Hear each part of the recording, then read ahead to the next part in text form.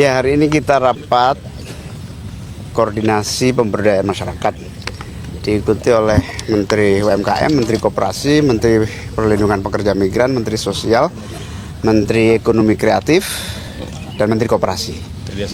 Kemudian Menteri Desa.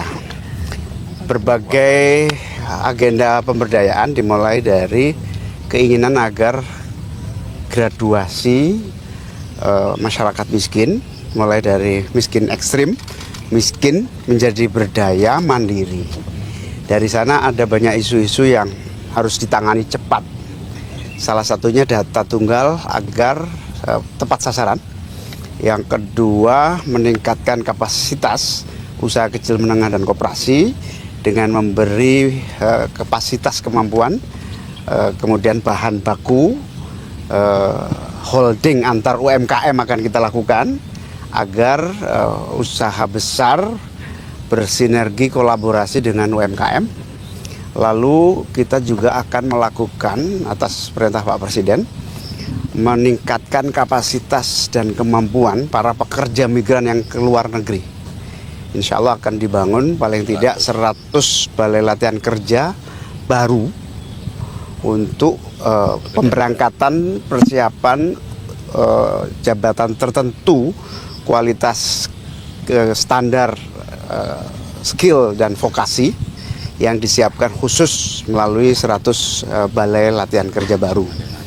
Yang kedua, dalam meningkatkan aksesibilitas untuk pendanaan, pinjaman sekaligus kemudahan finansial para UMKM, kemudian pekerja migran, koperasi, akan ada ekonomi kreatif, akan ada beberapa penanganan membuat semacam simpan pinjam atau kredit murah yang diberikan oleh negara pemerintah, baik melalui dana pinjaman bergulir yang ada di Kementerian Koperasi akan ditambah jumlahnya.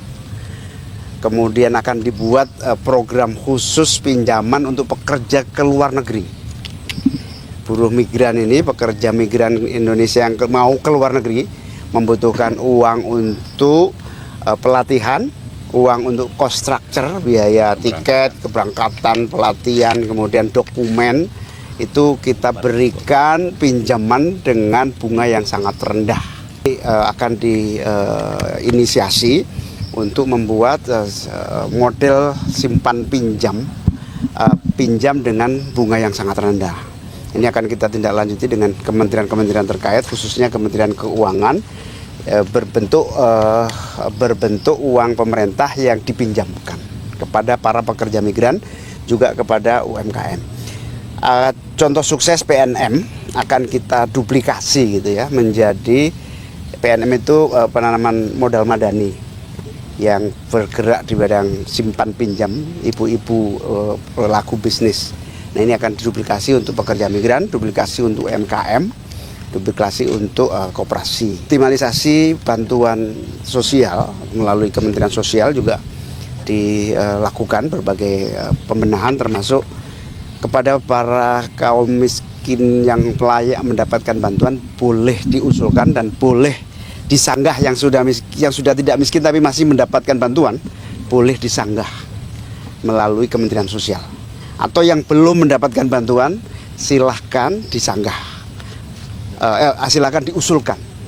Pokoknya gini, tidak ada satupun orang miskin di Republik ini yang tidak mendapatkan bantuan. Itu yang paling akan kita lakukan dalam waktu cepat bersama Bapak Presiden melalui Menteri UMKM, yaitu pemberian pembebasan utang,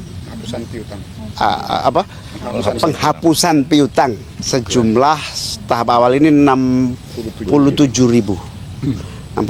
penghapusan piutang yang akan dilaksanakan langsung oleh Presiden dalam waktu dekat.